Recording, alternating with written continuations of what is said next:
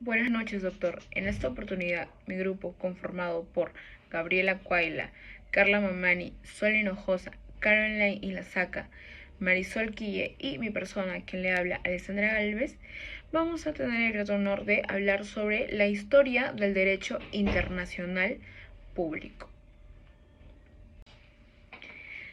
Bien, dando a conocer la estructura del trabajo, vamos a hablar sobre ciertas edades o periodos, en los cuales van a ser la edad antigua, la edad media, la edad moderna y la edad contemporánea, que a su vez refiere sobre la Primera y Segunda Guerra Mundial. A modo de introducción, podemos decir que el derecho internacional público es una de las ramas más trascendentes y dinámicas del ordenamiento jurídico, pues tiene como misión principal regular las relaciones entre los estados de forma internacional, garantizando una coexistencia pacífica y cooperación entre estos en un mundo globalizado. Ciertamente, su clasificación como disciplina autónoma no se dio de manera espontánea, sino que es el resultado de un proceso histórico con la interacción de factores económicos, socioculturales, políticos y jurídicos que marcaron su nacimiento, evolución y consolidación hasta el día de hoy.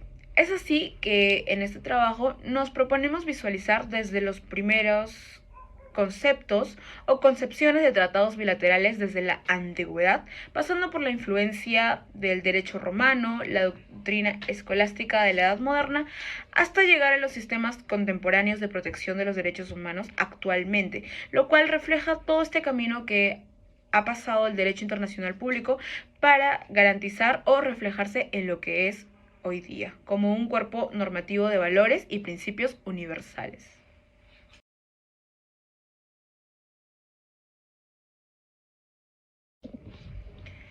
Empezaremos hablando de la Edad Antigua.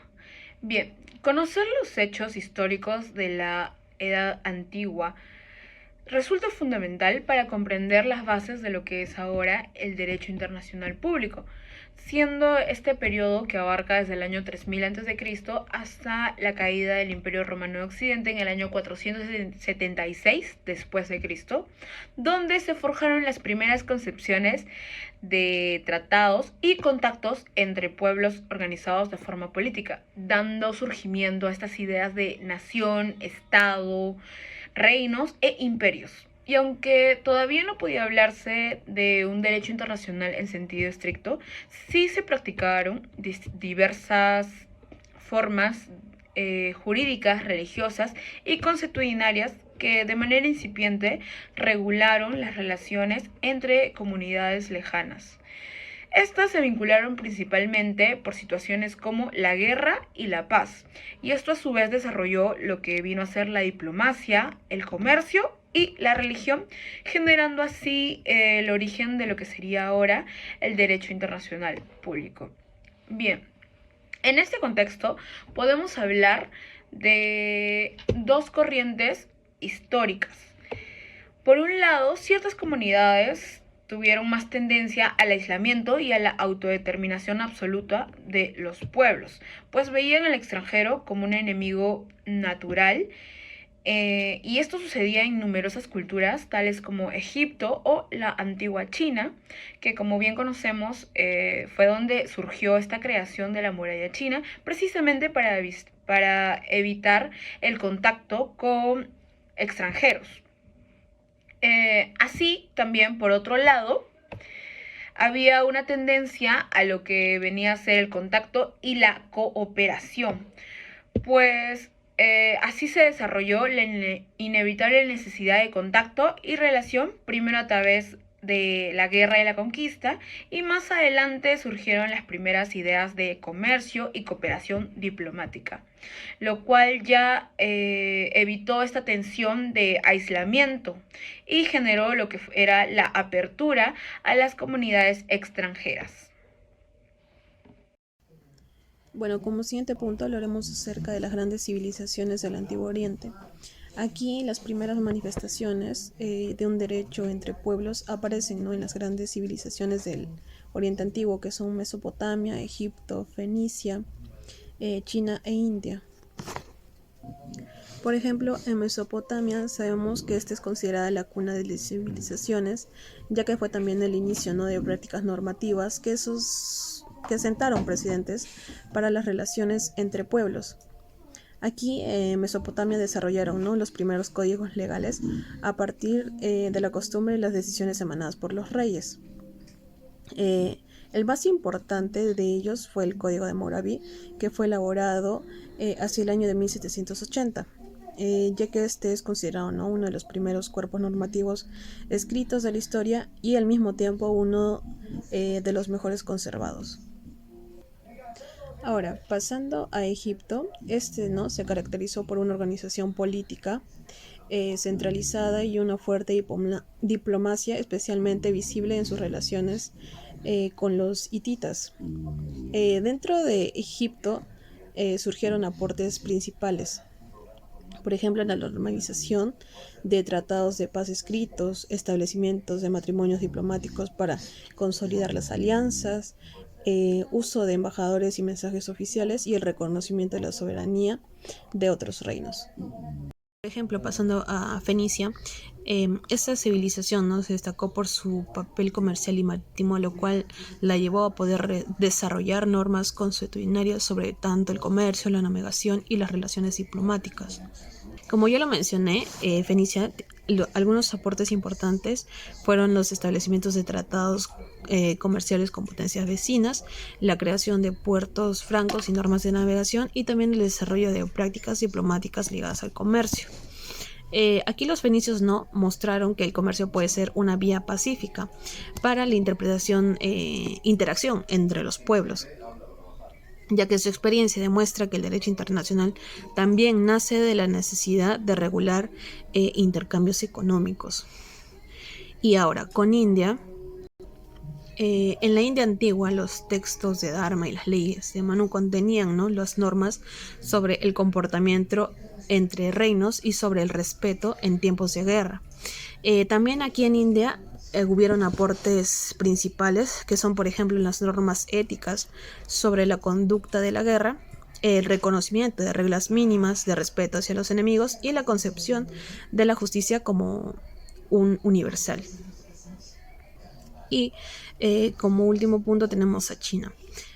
Aquí el extranjero no podía domiciliarse en territorio chino y hasta nuestros mismos días han subsistido, ¿no?, las leyes que vedan o limitan el derecho o la facultad de residir en las ciudades del imperio.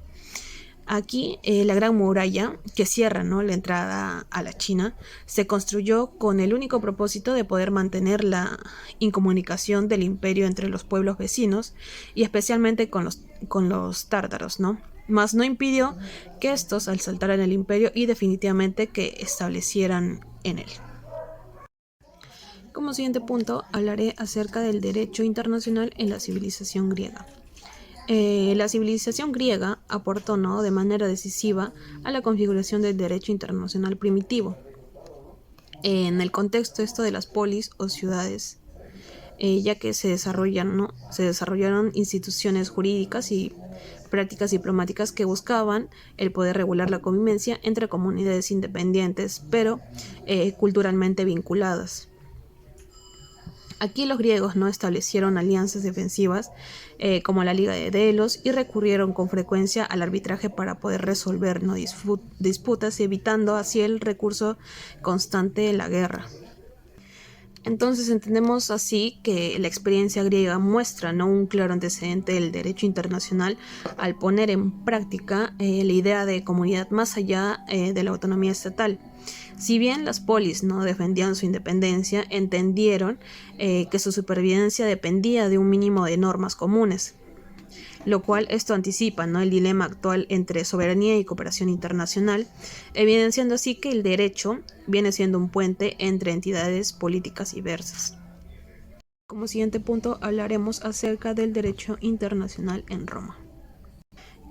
Sabemos, ¿no?, que Roma introdujo innovaciones fundamentales que enmarcaron un antes y un después en la historia jurídica durante su expansión territorial, ya que Roma no enfrentó la necesidad de establecer un sistema normativo aplicable tanto a ciudadanos romanos como a extranjeros.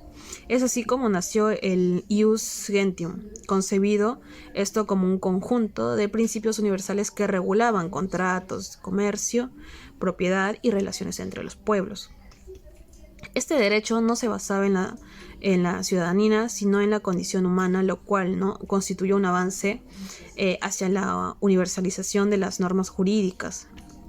Entonces, aquí la aportación romana resulta esencial porque convirtió el derecho en una herramienta de cohesión imperial y de legitimación política, ya que al formular un derecho común aplicable a diferentes pueblos, Roma, ¿no?, sentó las bases de lo que hoy llamamos principios generales del derecho internacional.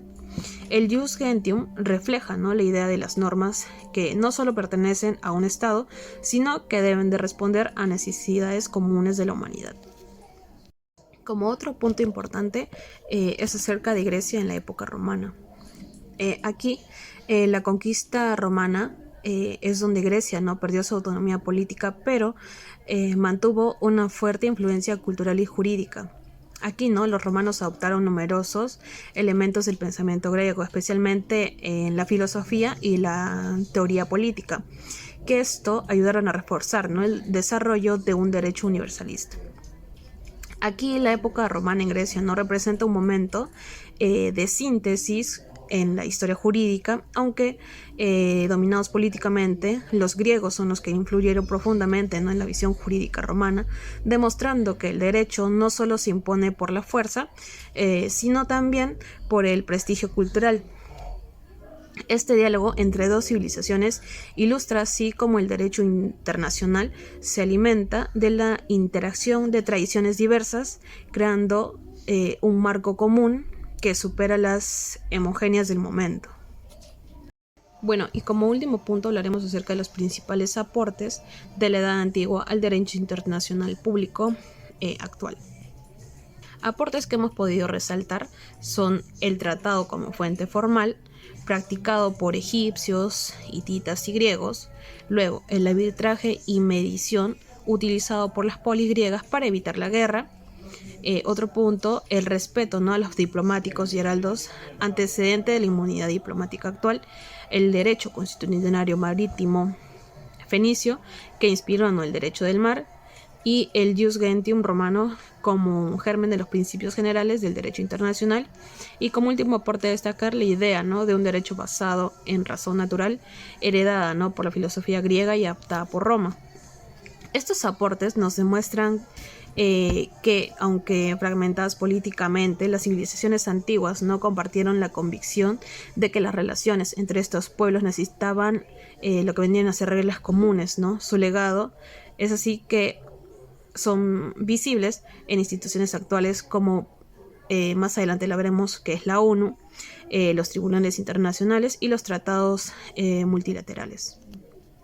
Entonces, la herencia de la antigüedad, ¿no?, nos revela que el derecho internacional no nació de un momento aislado, sino de una larga construcción histórica, ya que las prácticas diplomáticas, los tratados y la noción de principios universales fueron semillas que florecieron siglos después en la codificación moderna. Es así que se puede reconocer, ¿no?, este legado, y que es por ello nos permite entender de los desafíos contemporáneos en el derecho internacional, como el respeto a los derechos humanos o la solución pacífica de las controversias que existan, ya que tienen raíces profundas, ¿no?, en la experiencia de los pueblos antiguos. Ahora continuamos con el capítulo 2, Edad Media, que va de 476 después de Cristo hasta el año 1492. En la época del occidente cristiano medieval, en el año 476, cae el Imperio Romano y los reinos germánicos se vuelven independientes. Justiniano intenta restaurar el imperio, pero en el año 800 el Papa corona a Carlomagno y nace el Imperium Christianum, que es básicamente la unión entre el poder político y religioso. Más tarde, Otón I crea el Sacro Imperio Romano Germánico, y también la Iglesia limita la violencia con la paz y la tregua de Dios, que son dos instituciones muy importantes, y también allí se hace presente un término, el jus comune Europa, que comparte un mismo lenguaje jurídico y fue base para que los reinos se puedan relacionar. Por su parte, la influencia del cristianismo pasó más del pacifismo a la doctrina de la guerra justa. Aquí San Agustín y Santo Tomás llegaron a la conclusión de establecer cuando es permitido pelear, por qué deberías pelear. En este caso, eh, era por defender a los débiles y por honor a la patria, y en este caso no era un pecado, era más una orden de Jesucristo que también te podía perdonar el hecho de matar a una persona. Aquí también se da el origen del jus ad bellum, que hoy también lo regula la ONU. Bien, en el caso de los pueblos germánicos, aquí se respetó el asilo y la diplomacia y los antecedentes de la inmunidad diplomática actual. En el caso de Bizancio, aquí el emperador Justiniano conservó el derecho romano y agarró todo eso para desarrollar una diplomacia permanente con tratados y embajadas, lo cual fue la base del derecho internacional moderno. Bien, continuando con la exposición en el periodo de la Edad Media, vamos a hablar sobre el feudalismo y el imperio de Carlomagno. En el año 732, en la batalla de Poitiers, Carlos Martel detuvo la expansión árabe en Europa. Esto dio inicio al feudalismo, el cual se entendía como un sistema en el que los reyes entregaban tierras a sus vasallos a cambio de lealtad y servicio militar. En este contexto histórico surgió Carlomagno del año 768 al año 814, quien expandió su poder y en el año 800 fue coronado emperador. Su imperio, conocido como el Imperio Carolingio, logró unir gran parte de Europa Occidental y mantuvo importantes contactos diplomáticos y comerciales con Bizancio y Venecia. Es así que durante esta época también surgió lo que es la Lex Mercatoria, un conjunto de reglas comerciales que se aplicaron en los mercaderes europeos. Estas reglas se utilizaban principalmente en ferias y ciudades. Constituía un derecho consuetudinario, el cual significa que se encontraba basado en la costumbre y en las buenas prácticas. Esto funcionaba más como un derecho internacional privado, pues regulaba relaciones entre comerciantes de diferentes territorios, pero a su vez sentaba las bases de lo que era un derecho internacional público, puesto que se generó el derecho comercial internacional y se aplicaron prácticas como arbitraje mercantil. A su vez podemos hablar de otras comunidades como lo es el Islam medieval. Bien, durante la Edad Media, en los siglos VII al siglo XV, el mundo islámico se expandió rápidamente desde la península arábiga hacia Asia, África del Norte y parte de Europa, constituyendo un enorme territorio bajo la influencia del califato. Este proceso no solo fue político y militar, sino también jurídico, porque dio lugar a instituciones y conceptos propios sobre la guerra, la paz y las relaciones con otros pueblos, considerándose antecedentes de lo que es el derecho internacional. Bien, en este sentido del pensamiento jurídico islámico, dividió el mundo en dos grandes esferas, que era el Dar al-Islam, la casa del Islam, y el Dar al-Harb, la casa de la guerra. En la casa del Islam eran territorios sometidos a la ley islámica, el Sharia, mientras que la casa de la guerra eran territorios que no habían aceptado la fe islámica ni estaban bajo autoridad musulmana. Esta división no era netamente religiosa, sino también jurídico-política, pues determinaba el tipo de relación internacional como el deber de expandir la fe, pero también entraba la posibilidad de pactar treguas o tratados con pueblos no musulmanes. Dentro de estos tratados y pactos están lo que es el Sul y el Hudna.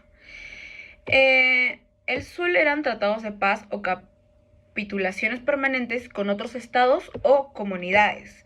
Y el Hudna eran treguas temporales que podían durar hasta máximo 10 años, en las que se suspendía la guerra y se permitía el comercio e intercambio pacífico. Estos pactos muestran que los musulmanes ya entendían la fuerza vinculante de esta existencia de acuerdos entre comunidades políticas.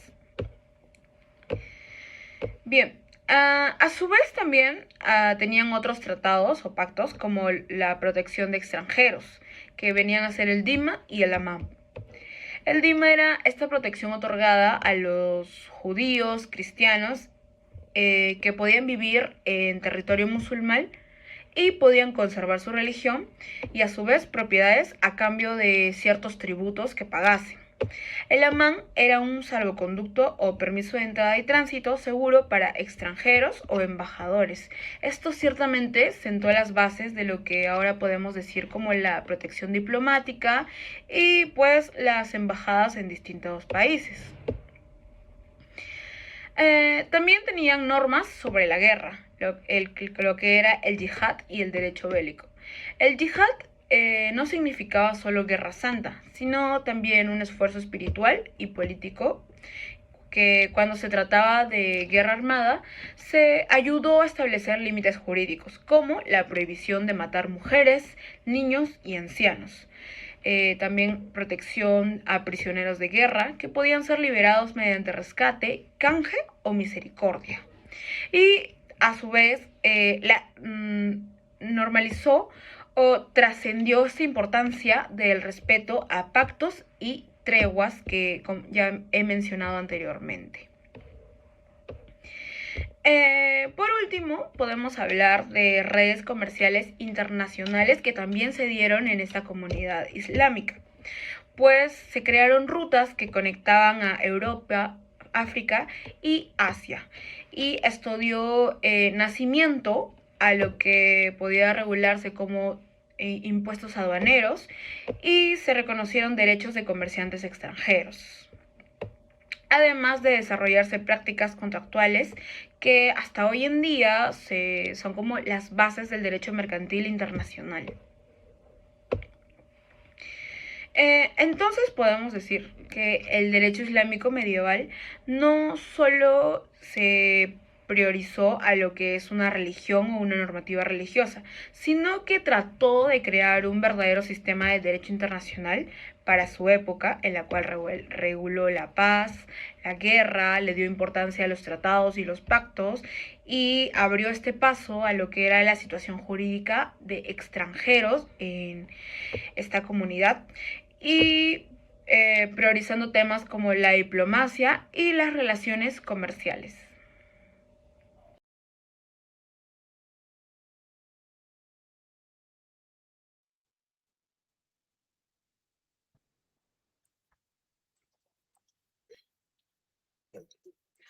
Doctor, buenos días. Mi nombre es María Alejandra Puebla Peso y a mí me tocó sobre el capítulo 3, la Edad Moderna. Bien, durante estas épocas existió, bueno, el derecho internacional, que lo conocemos como un tratado o acuerdo entre países, con la finalidad de poder mantener la paz y la tranquilidad en varias y diferentes naciones.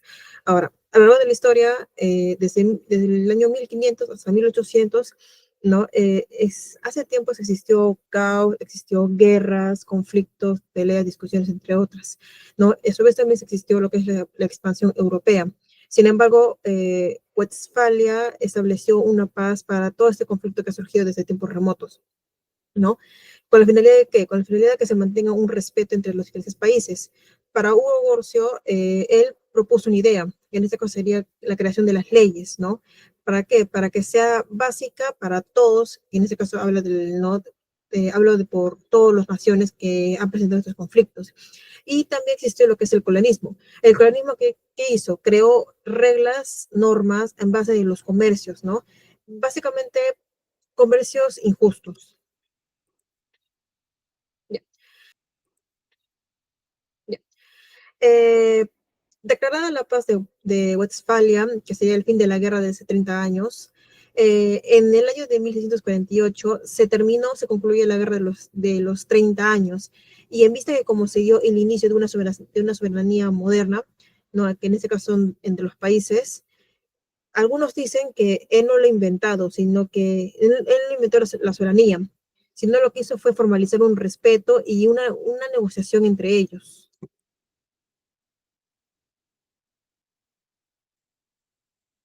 Bien, Westfalia dio un impacto jurídico, que en este caso sería la causa de los tratados y la estandarización del derecho. Bien, en los tratados, que son las cláusulas, se establecían lo que son las normas que incluían sobre frontera, religión e inclusive el comercio. Pero lo que más quería hacer es que quería demostrar la paz a través de estas normas, ¿no? Por eso se creaban leyes y se creaban acuerdos, pero todo esto era mediante un pacto escrito. En el caso de la estandarización del derecho, esto lo que hizo fue que el derecho internacional empezara a usar estas reglas para que sean fijas. De esta manera se obtuvo lo que era la negociación y a la vez la aprobación entre los países que se van. Bien. Otro punto es que Hugo Grocio nos indicó que se creaban las normas universales. Universales quiere decir que era para todas las naciones sin excepción alguna. Pero esto lo hizo por una razón, y era la razón que los países podían usar esto como una especie de guía, ¿no? Esto más bien lo que ayudó es que evitó que se dieran más discusiones, más conflictos y proporcionara las guerras. Esto evitara los conflictos entre los países. Y lo hiciera, y si es que alguien, digamos, entre países surgiera una especie de desacuerdo, podría discutirse, pero de una manera más formal, sin usar el uso de la violencia. Es por eso que dio ideas como para justificarlas, además de dar una especie de lenguaje legal, ¿no? Para la diplomacia.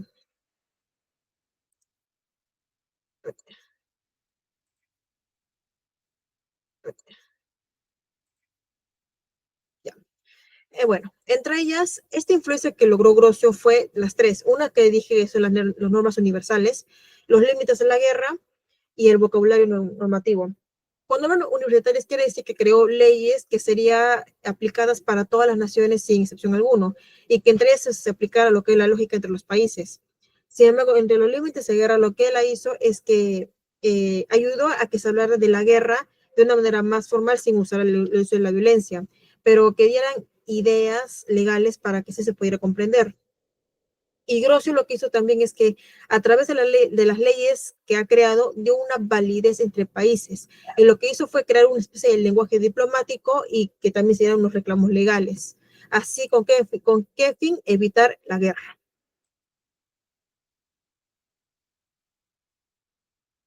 Bien. Ahora, a través de estos conflictos que se han surgido tiempos remotos y que con el tiempo se ha ido creando y estableciendo normas con el fin de mantener una paz y un acuerdo diplomático, también se creó lo que es un colonialismo y lo que también es el comercio. Es por eso que se creó la famosa expansión europea. ¿Esto con qué lo hizo? Con la finalidad de poder creó problemas legales sobre quién manda o dónde se mandan estos derechos indígenas y más recalcar lo que es el comercio entre los océanos. ¿Quién ha creado este tipo de acuerdos? Pues los españoles. Los españoles crearon leyes para controlar el comercio, para controlar los impuestos y sobre todo los monopolios en las colonias. Sobre todo los monopolios en las colonias.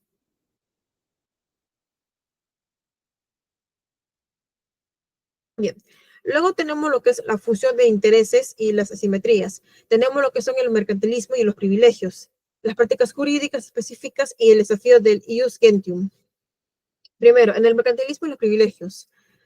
El gobierno y las empresas lo que hicieron fueron unirse, hacer como un apoyo para hacer negocios y así obtener más ganancias, que en este caso sería el dinero. Las prácticas jurídicas vienen a ser lo que son las normas que se han creado. ¿Y con qué la finalidad? Se crearon con la finalidad de poder proteger estos comercios y los barcos. Y el desafío Ius Gentium son básicamente las leyes universales, pero que no funcionaban bien porque el hecho es que estas leyes no se trataban de manera igualitaria. Existían ciertas partes como de, vamos a decir, como de preferencias, porque había países ricos, pero existían también las colonias pobres. Por esa razón es que esta creación de normas no se aplicó como, o sea, no dio un buen resultado como es debido. Ya, resultado como es debido. Ya. Luego tenemos las interconexiones y tensiones internas. para Westfalia y Grocio y el coleanismo es que todos ellos, estos tres estaban conectados en uno mismo. Lo que hizo la diplomacia fue ayudar a hablar entre los países. Lo que Grocio fue proporcionar es ideas, ¿no? Para limitar las guerras. Y lo que hizo el coleanismo fue que nos mostró ideas que no siempre van a funcionar. Por eso nos invita a lo siguiente. El derecho internacional emergente combinó principios de igualdad formal con prácticas discriminatorias en función de la posición geopolítica y de la condición de los actores. ¿Qué quiere decir? Que estas leyes internacionales que se habían creado, en realidad, las leyes que se supone que debían ser igualitarias para todos, no fue el resultado que debió de ser, puesto que existían diferencias y preferencias, no eran iguales. Por eso que en la realidad trataban a los países muy diferentes según su poder.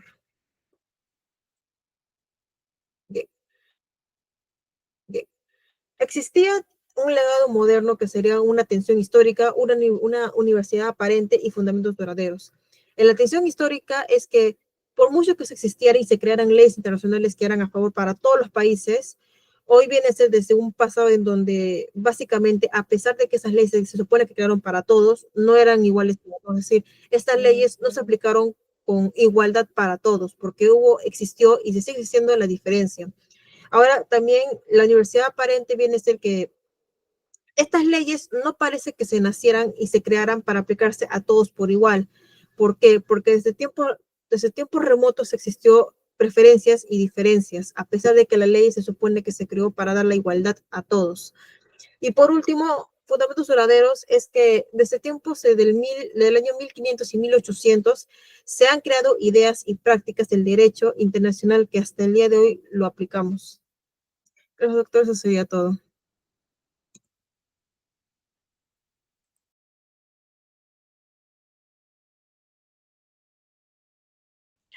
Doctor, compañeros, buenas tardes. Mi nombre es Jimena Quilli Guillén y les voy a hablar acerca del capítulo número 4, que es el derecho internacional público en el mundo contemporáneo. Ahora bien, acerca del origen y de la evolución del derecho internacional público, como bien se sabe, se tiene presente que es un gran hito en la edad contemporánea que comenzó a partir de la Revolución Francesa, donde también comienza el periodo del derecho internacional contemporáneo. La Revolución Francesa, como bien se sabe, fue un proceso social y político que se desarrolló en Francia. Las consecuencias fueron eliminar la monarquía absoluta y con ello poder darse la proclamación de la República, teniendo como fin eliminar las fases económicas y sociales del antiguo régimen en el cual se dictaban en ese momento. Todo ello dio luz a un nuevo régimen, donde la burguesía y las masas populares se convirtieron en la fuerza política dominante en el país. Otro punto destacante sería la soberanía estatal. Si bien es cierto, el sistema de derecho internacional contemporáneo comenzó a tomar forma en los siglos XVII y XVIII con el surgimiento del concepto de soberanía estatal y los principios de integridad territorial y la no injerencia en los asuntos de otros estados. ¿Qué quiere decir todo ello? Que se puede entender que desde el siglo XVII el derecho internacional empezó a basarse en la idea de que cada país es su propio jefe, respetando las fronteras de los demás y sin meterse en sus problemas internos. Asimismo, también se dieron intentos prematuros de la organización internacional. En este punto, se cabe destacar que los estados reconocieron que para poder deshacer, eliminar las discrepancias gestadas entre ellos, era necesario organizarse mediante normas y acuerdos que podrían permitir anticipar el comportamiento del otro, es decir, regular sus diferencias y así poder disminuir la incertidumbre propia del sistema. Entonces, a estos intentos prematuros de organización internacional tenemos los siguientes: los acuerdos de paz de Westfalia, el Congreso de Viena, la Santa Alianza, el Congreso de París, la Conferencia de Ginebra, los Congresos de La Haya y entre otros.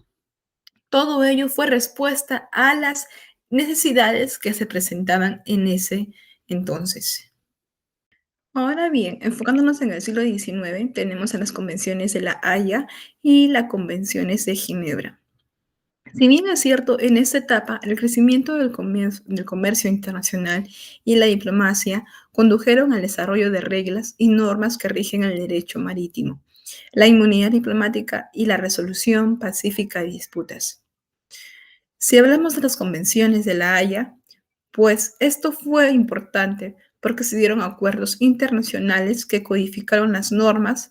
¿Para qué? Para la conducción de la guerra. Ahora, si hablamos de los civiles, se dio la protección de los civiles durante los conflictos armados, estipulándose así con ello las convenciones de Ginebra.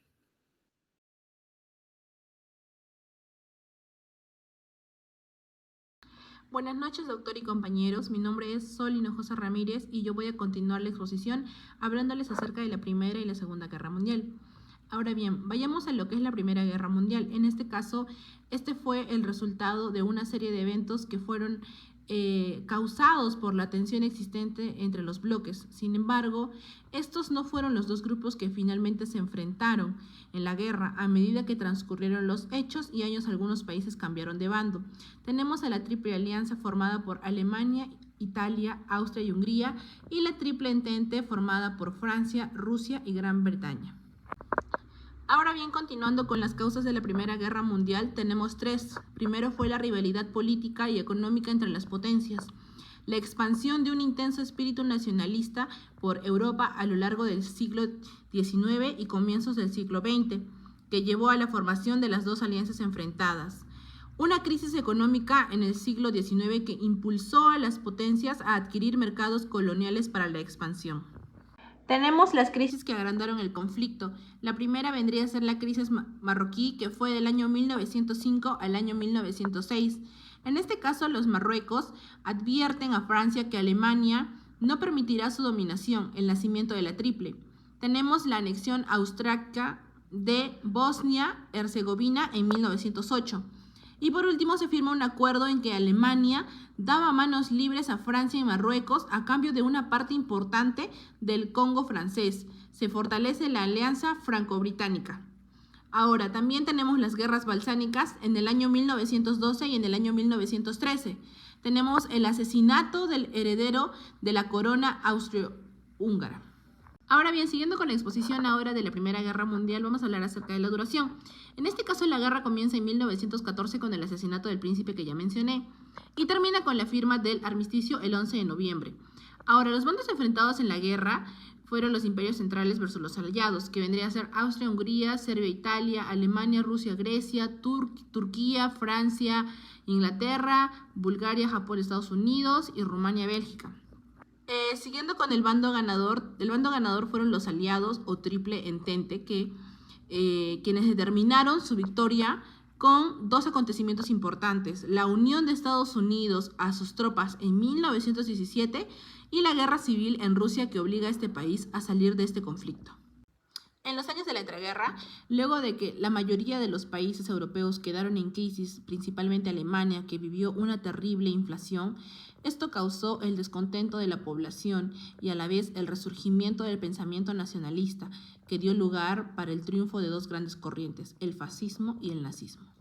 Ahora bien, sigamos con la Segunda Guerra Mundial. Se podría decir que esta guerra es la continuación de la Primera Guerra Mundial, porque tras haber perdido Alemania, fue obligada a firmar el Tratado de Versalles. Este tratado fue creado por la Sociedad de las Naciones, más adelante se llamaría ONU. Las bases de este tratado eran humillantes para cualquier país, pero Alemania lo tomó como un insulto. Era una gran recompensa económica para los países que Alemania había afectado durante la guerra, además de devolver los territorios conquistados a sus países originarios. Tenemos las causas de la Segunda Guerra Mundial. Tenemos la crisis económica de 1929, la inoperancia de la Liga de las Naciones, las ambiciones imperialistas de Alemania, Italia y Japón, la expansión del nazismo por toda Europa, la expansión del fascismo por toda Europa, la Guerra Civil Española, la formación del eje Roma-Berlín-Tokio, la firma del Pacto de No Agresión entre Alemania y la URSS el 23 de agosto de 1939 y la invasión alemana a Polonia el 1 de septiembre de 1939. La duración de la Segunda Guerra Mundial comienza el 3 de septiembre de 1939, después de la invasión alemana a Polonia, cuando Inglaterra y Francia declaran la guerra, y termina para Italia en julio de 1943, con el rendimiento de Mussolini.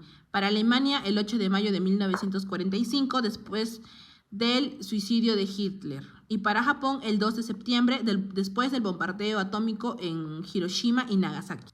Hablamos del bando ganador de la Segunda Guerra Mundial. La Segunda Guerra Mundial tuvo dos periodos. El primero, de 1939 a 1941, en la que el eje dominó las victorias. Y el segundo, de 1941 a 1945, en el que los aliados avanzaron victoriosos por Europa, recuperando así los territorios ocupados y obteniendo finalmente la rendición de los tres países importantes del eje: Italia, Alemania y Japón. Ahora bien, para finalizar, podemos hablar acerca de las grandes repercusiones que dejaron estas guerras. La Primera Guerra Mundial dejó una enorme destrucción material y humana, afectando gravemente a países como Francia, Bélgica, Rusia e Italia. Europa quedó devastada en lo económico, social, político y demográfico, con hambre, pobreza y millones de pérdidas humanas. Esta herida abierta generó resentimientos profundos que se convirtieron en la base para el estallido de la Segunda Guerra Mundial. De igual forma, la Segunda Guerra Mundial generó enormes pérdidas humanas y materiales, además de profundos cambios políticos y territoriales. Los bombardeos dejaron una destrucción sin precedentes y los campos de concentración evidenciaron graves violaciones a los derechos humanos, cuyas secuelas marcaron a varias generaciones. Otro punto destacado es la creación de la ONU. Si bien se sabe que después de la Primera Guerra Mundial se creó la Sociedad de Naciones, la primera organización mundial destinada a promover la paz y la cooperación entre los estados. ¿Qué es la ONU? La ONU es una organización internacional y pública que fue creada en 1945 por 51 países para poder así mantener la paz mediante la cooperación internacional. Asimismo, también la Carta de las Naciones Unidas estableció los principios de seguridad colectiva, la prohibición del uso de la fuerza y la promoción de los derechos humanos con la cooperación internacional. También cabe resaltar que los tribunales y las cortes internacionales, como la Corte Internacional de Justicia y la Corte Penal Internacional, han desempeñado un papel crucial en la interpretación y la aplicación de estas normas. Asimismo, también se dio un sistema en expansión. Si bien es cierto, hoy en día es difícil poder imaginar un sector de actividad que no esté sujeto a alguna clase de regulación jurídica internacional. Por eso es que se han creado nuevas organizaciones internacionales. El derecho internacional presenta en la actualidad un alto grado de sectoralización. Por ejemplo, tenemos el derecho internacional de los humanos, que protege los derechos de las personas a nivel global. El derecho internacional penal, que regula crímenes como el genocidio, los crímenes de guerra. Tenemos también el derecho internacional del medio ambiente, que crea normas para poder proteger el planeta Tierra. También tenemos el derecho internacional económico, que rige el comercio y las finanzas entre los países. Otro punto destacado es los principios estructurales del derecho internacional contemporáneo. Si bien es cierto, se encuentran en el artículo 2 de la Carta de la ONU, que fija las obligaciones principales a que se someten los Estados miembros de la organización con el único fin de poder fortalecer la paz y la seguridad internacional. En el artículo 2 se presentan 7 incisos. En el primero nos hace mención que la organización está basada en el principio de la igualdad soberana de todos sus miembros. En el inciso número 2 hace mención que se debe de cumplir con buena fe lo establecido en esta carta. El principio número 3 nos da a entender que los miembros de la organización deberán de arreglar sus controversias internacionales por medios pacíficos. El inciso número 4 nos dice que los miembros de la organización se tendrán que abstener de recurrir a la amenaza o al uso de la fuerza contra la integridad territorial. El inciso número 5 nos menciona que los miembros de la organización prestarán a la ONU toda clase de ayuda en cualquier acción que ejerza de conformidad en esta carta. y se deberán de abstener de dar ayuda a Estado alguno que esté en contra de esta organización. El inciso número 6 nos menciona que la organización hará que los estados que no son miembros de las Naciones Unidas se conduzcan de acuerdo con esos principios. Y por último, el inciso número 7 nos hace mención que la ONU no podrá intervenir en asuntos internos de los estados que son miembros. Para finalizar, como conclusiones tenemos que, a través de este análisis, hemos podido comprobar que el derecho internacional público no surgió de manera inmediata como un sistema normativo plenamente estructurado, sino que se dio a través de un proceso histórico en el cual confluyeron prácticas jurídicas, religiosas y políticas. Una esencia de esto fueron los primeros códigos, tratados y usos consuetudinarios de la Edad Antigua que evidenciaron la necesidad de regular situaciones como la guerra, la diplomacia y el comercio, el cual fue un punto de partida para lo que es el ordenamiento jurídico internacional actual. Bien. Segundo, que a lo largo de estas distintas etapas históricas, pudimos ver una progresiva evolución del derecho internacional público, como en la Edad Media el predominio del cristianismo y del derecho canónico, conviviendo con influencias islámicas y bizantinas. En la Edad Moderna, la Paz de Westfalia y la obra de Hugo Grocio centraron principios como la soberanía y la igualdad jurídica de los estados. Posteriormente, en la Edad Contemporánea, los grandes conflictos bélicos impulsaron la institucionalización de normas humanitarias y la creación de organismos multilaterales. Esto da a relucir que la Primera y Segunda Guerra Mundial marcaron un punto de reflexión, ya que demostraron la fragilidad de los intentos de cooperación internacional previos y revelaron la necesidad de un orden más estable, pues la Sociedad de Naciones fracasó en su propósito, pero pues, años después, la creación de la ONU en 1945 representó un avance decisivo al consagrar principios fundamentales como la prohibición del uso de la fuerza y la protección de los derechos humanos. Por último, podemos ver que el derecho internacional público se consolidó como un sistema normativo regulador de las relaciones internacionales a partir de este proceso gradual, en el que el tránsito del conflicto a la cooperación permitió su universalización. No obstante, aún existen desafíos en su aplicación definitiva, por lo que resulta necesario fortalecer la observancia de estos principios actuales mediante mecanismos más eficaces de cumplimiento y sanciones. Muchas gracias.